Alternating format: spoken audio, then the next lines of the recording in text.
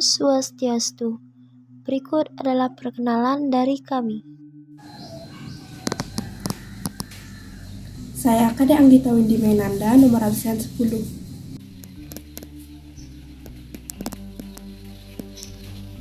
Perkenalkan, nama saya Komang Giastini, nomor absen 15. Perkenalkan, nama saya Komang Novita Mastrianti, nomor absen 19. Perkenalkan, nama saya Komang Sujastri Ningsih, nomor absen 21. Perkenalkan, nama saya Mada Anggudes Narumiaji, nomor absen 23. Perkenalkan, nama saya Nikita Adi Santini, nomor absen 25. Perkenalkan, saya Nuwayan Pandey Eka Agustini, absen 29. Perkembangan agama Hindu di dunia. Yang pertama, di India. Agama Hindu di India diawali dengan peradaban lembah sungai Sindhu dengan bangsa aslinya yaitu bangsa Dravida.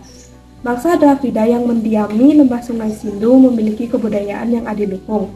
Kemudian, datanglah bangsa Arya ke lembah sungai Sindhu, kemudian menetap di sana bersama dengan bangsa Dravida, sehingga terjadi akulturasi kebudayaan agama Hindu yang kita kenal sampai sekarang. Perkembangan agama Hindu di India dapat disimpulkan sebagai berikut.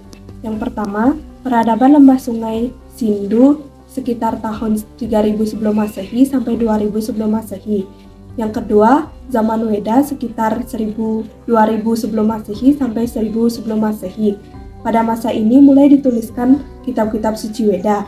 Yang ketiga yaitu zaman Brahmana, yaitu sekitar tahun 1000 sebelum Masehi sampai 300 Masehi. Yang keempat yaitu zaman Purana, yaitu sekitar 300 Masehi sampai 700 Masehi.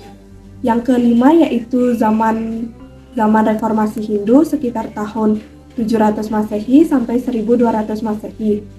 Yang keenam yaitu zaman Gerakan Bakti sekitar tahun 1200 Masehi sampai 1800 Masehi.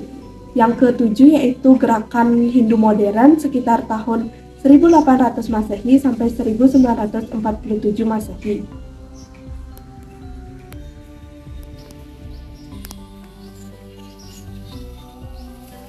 Govinda Das mengelompokkan perkembangan agama Hindu menjadi 3 zaman. Yang pertama yaitu zaman Weda Kuna, yang kedua zaman Brahmana, dan yang ketiga zaman Upanishad. Yang pertama yaitu zaman Weda Kuna. Pada masa ini, bangsa Arya datang ke lembah sungai Sindhu, kemudian saling mempengaruhi, dan pada masa ini kemudian ditulis beberapa kitab-kitab suci Weda. Dan kitab suci yang pertama kali ditulis yaitu kitab suci Rigveda. Kemudian kitab suci ini diajarkan secara lisan, kemudian dilantunkan dan dinyanyikan. Yang kedua yaitu Zaman Brahmana. pada masa ini, kehidupan beragama ditandai dengan pemusatan rohani dan batin melalui upacara kurban. Pada masa ini pula, kaum Brahmana mendapat penghormatan tinggi karena sangat berpengaruh besar pada waktu itu. Hal ini dapat dibuktikan pada masa pemerintahan Chandragupta Maurya yaitu pada 322 sebelum Masehi sampai 298 sebelum Masehi. Kemudian pada masa ini pula disusun suatu kitab yaitu kitab Kalpa Sutra. Selain itu juga pada masa ini diadakan pengelompokan manusia berdasarkan warna dan juga dharmanya yang meliputi Brahmacari, Grihastha, Wanaprastha, dan Sannyasi. Yang ketiga yaitu ada zaman Upanishad. Pada masa ini, kehidupan masyarakat yang diutamakan adalah aspek jenana atau pengetahuan. Pada zaman ini pula, Acarya dan Sisya melaksanakan suatu diskusi. Dan hasil dari diskusi ini, kemudian disusunlah suatu kitab yang bernama Kitab Upanishad. Dalam Kitab Upanishad ini, memuat tentang hakikat Atman, Brahman, hubungan Brahman dan Atman, hakikat Maya, hakikat Widya dan Avidya, kemudian juga moksa. Di sini saya akan menjelaskan tentang perkembangan agama Hindu di Mesir atau Afrika dan juga di Madagaskar. Perkembangan agama Hindu di Mesir atau Afrika ditandai dengan ditemukannya sebuah prasasti yang berbentuk inskripsi yang berangkat tahun 1280 sebelum Masehi, di mana prasasti ini memuat tentang perjanjian antara Raja Ramses II dengan bangsa Hittite. Disebutkan bahwa Maitra Varuna sebagai dewa kembar dalam Weda dinyatakan sebagai saksi. Kata atau sebutan Raja Ramses ini diidentikan dengan sebutan Sri Rama dalam cerita Ramayana. Berikutnya, perkembangan agama Hindu di Madagaskar. Madagaskar adalah sebuah pulau yang berada jauh di sebelah timur pantai Afrika Selatan. Nama tempat-tempat di sana banyak yang mengandung istilah-istilah yang erat hubungannya dengan sebutan Sri Rama. Perkembangan agama Hindu di dunia, khususnya di Afrika Utara. Mengenai istilah Gurun Sahara, para ahli geologi mengemukakan suatu teori yang menyatakan bahwa Gurun Sahara merupakan samudra yang mengering. Samudra dalam bahasa Sanskerta merupakan sagara.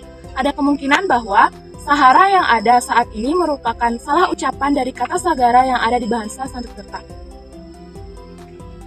Ketika Sahara masih ada di bawah air, masyarakat yang hidup di sekelilingnya kebanyakan menggunakan nama-nama yang ada hubungannya dengan bahasa Sanskerta.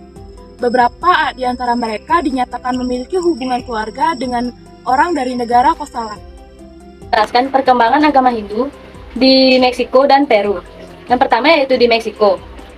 Masyarakat Meksiko merayakan Hari Raya Pestaria atau Hari Ramasita, di mana waktu perayaannya erat hubungannya dengan waktu Hari Raya Suci Nawaratri atau Dusara dalam agama Hindu. Yang kedua yaitu di Peru. Masyarakat Peru memiliki kebiasaan memuja Dewa Matahari. Suku asli masyarakat Peru yaitu suku Inca.